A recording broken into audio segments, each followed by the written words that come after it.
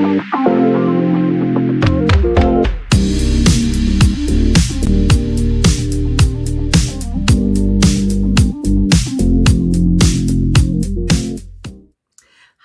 and welcome to Scaredy Cat Rides.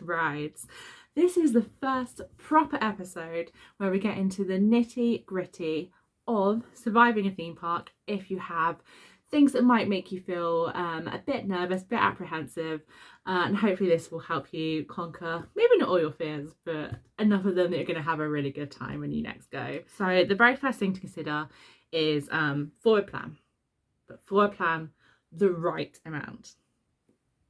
Now that's going to sound crazy, right? Like, the right amount?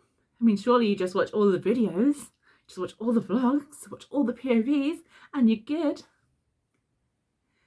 Yeah-ish. So a really common theme in this is going to be what is right for you. How does your mind work? Because some of the things that work for some people won't work for you.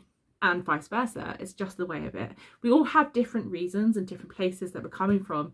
Firstly, for why we like theme parks and why we like roller coasters, but also why they might make us a bit nervous or a bit apprehensive. So yeah, we're all unique, and the things that are going to get us there are all going to be unique to us. So when I do these videos, I'm not going to say, do this, this will work. I'm going to say, here's some things that you could consider and make a decision as to what's right for you. So when I talk about planning the right amount, I mean watching POVs for some can be a really useful tool, or you could be somebody who watches all the POVs and then you go to a park and you're like, but it's noisy and it's busy and that's really big. It didn't look so big on the video, which is totally normal. So it's getting to grips with how your brain works. Are you somebody who can do that and get a sense of it? And I'm going to hazard a guess that actually, if you're very early on in terms of understanding roller coasters, probably not, because if you've not really been on a ride or you've not been on a ride for a very long time, watching a POV doesn't give you a sense of how it feels. And it's a very unique experience, I think. You know, the only thing I could really think of in day-to-day life is if you go a bit fast over a hill or a bridge or something, you get that whoop. But that sense of accelerating, of G-forces, you don't feel that often. So if you don't have that experience, you can't translate it to a POV. So they can be useful, they can, but I think they're just one tool of many. And what I would say when I say prepare the right amount, plan the right amount, is that you can over prepare. By that, I mean, you might be somebody who thrives off statistics and knowing all the facts and figures before you go, and that can be completely valid. If that works for you, then you should absolutely do that. But if you are somebody who's going to sit on a lift hill and think, oh my God, I'm going up 130 foot right now, I don't know where you go up 130 feet, you're not going to be having a good time. So know what is the right amount of information for you and look that up. But there is also another element of planning that I think is really important. So I have had the experience of going to theme parks where, you know, I've gone with a great bunch of people and I feel really safe and everything's gone to plan when we've arrived and everything feels fine, and maybe I'm feeling really brave that day. But then I've also gone to theme parks where I've not had enough sleep the night before. I'm dehydrated. I went to one with people who I didn't know, and the arrival and the getting there didn't work out. I was very, very rattled. And suddenly even, you know, coasters that I could do in my sleep usually were really, really daunting to me. Because the way my brain is wired with the autism, I really struggle with factoring in changes of plan. I can struggle with new places. So all those conditions then actually made it really difficult for me to go out and push my limits. So that is something I would consider into your planning. You know, make sure you know your route to the park. Make sure you're with people you feel comfortable going with. Make sure that you get a good night's sleep, that you've had plenty of water, that, you know, you're eating healthily, all that kind of stuff, which is looking after your general well-being, is really going to aid you. And there's no, there's nothing you can do in the park instead of that to get you there. It's setting those foundations in the first place. So I think there is definitely a right amount of planning you can do, and the right amount of planning for you, like I say, it's going to vary. So just get a sense for yourself of what works. So my next piece of advice is learn the sensations of a roller coaster. By which I don't mean go and chase down the biggest roller coaster and know all the elements of it. If you're somebody who can do that, it can be a great way. Don't get me wrong, it can be a great way of getting over your fear. However, I get the sense if you're landing on my channel watching this, you might not be that person.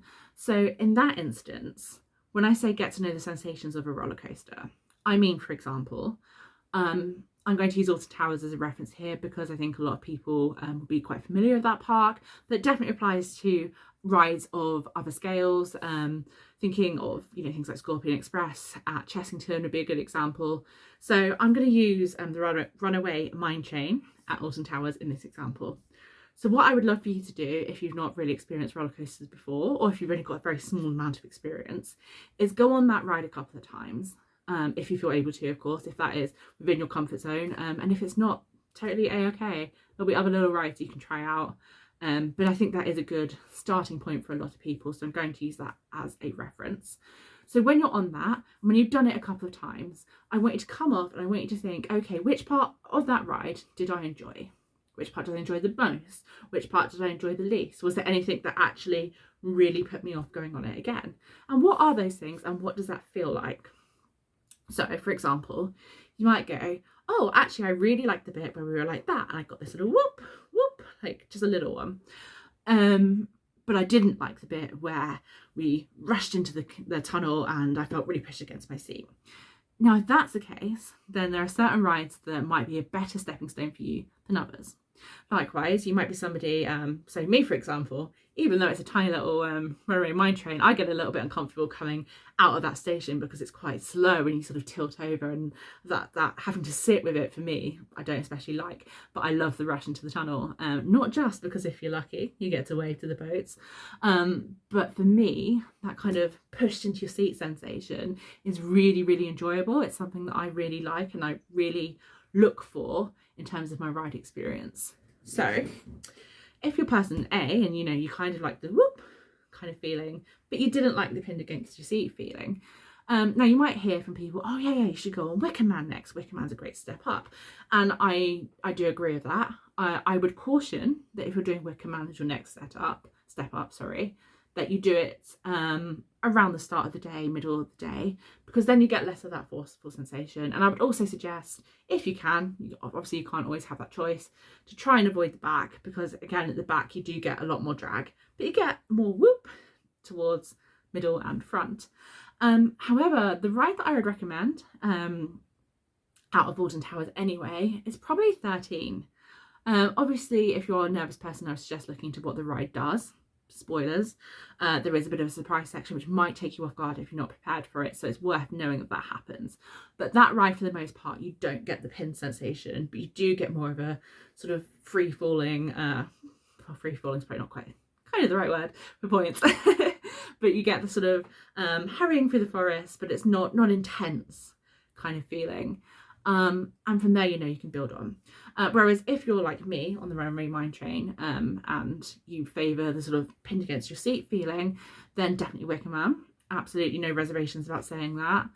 If you like spinning, Spinball Wizard might even be a really good one, especially if you really enjoyed that kind of sensation, because that pinning against the seat feeling is really present on spinning rides. So it comes down a lot to what's right for you. But once you start to identify those sensations, and especially if you can start naming them with sort of accuracy, so things like airtime and understanding G-forces and things like that, then you can start to look out for that on other rides. So I think that's a much better way of feeling out what's going to be right for you than looking at the stats or even, you know, going by what people recommend online, because everyone's going to be so different. The amount of times I hear people say, oh, Galactica, move on to Galactica once you've done all the other rides which don't go upside down. And that's a good gateway one. It's like, yeah, great gateway one. If you're not petrified of heights. I would rather do Nemesis a dozen times than Galactica once. I mean, just because Nemesis is brilliant, to be fair. I mean, who doesn't share that view? One of the big things I do when I see a ride and I'm like, oh, don't like the look of that bit. I look at that bit and go, oh, but I know I love that. I know that I love that, even though I've not been on it, because I'm familiar with how the ride will feel. to an extent. Another thing which can be really helpful is if you're quite nervous being around theme parks and things, sometimes it can be simply just not knowing how things work and not understanding that they're safe. So I recommend getting clued up on that aspect in your prep if that is something which worries you. I don't think you can be overly clued up on the how a roller coaster works, especially if you're quite an anxious person. I'm not going to go into great details on this. I'm not a technically minded person, and there are brilliant channels out there who really break it down in such an accessible way. I've got to say, you know, CoasterBot for me is just incredible if you want to actually know your stuff about how things work. So I really recommend exploring channels like that and getting to know it. And then, you know, no matter how scared you are 100% safe. Or as close to 100% as exists on this world, because 100% safe is a little bit of a fallacy, but you're not 100% safe walking down the street. So you might as well be having fun. Because walking down the street ain't that fun. And then lastly, the last thing I kind of want to say is let go of expectations. Don't put pressure on yourself. Don't think, today is the day that I'm going on the Smiler. I have to go on the Smiler today. If you go round and round on the Runaway Mine Train, and you have a blast going round and round on the Runaway Mine Train, that's an excellent day. Who cares what anyone else thinks? Just enjoy it. Life is too short, and frankly, theme parks, way too expensive to put that kind of pressure on yourself. So yeah, that's what I would say. Go by what feels right, and if what feels right for you is not where you want to be in the long term, that's okay. That's okay. Just go out there and have a great time, ride those rides. Hug your scaredy cat self when you need to, because sometimes we need to. But also know the scaredy cat you isn't the whole you. And you can do it. You can do the scary things. I believe in you. So go out there and give it a try. You won't be disappointed. Until next time, take care.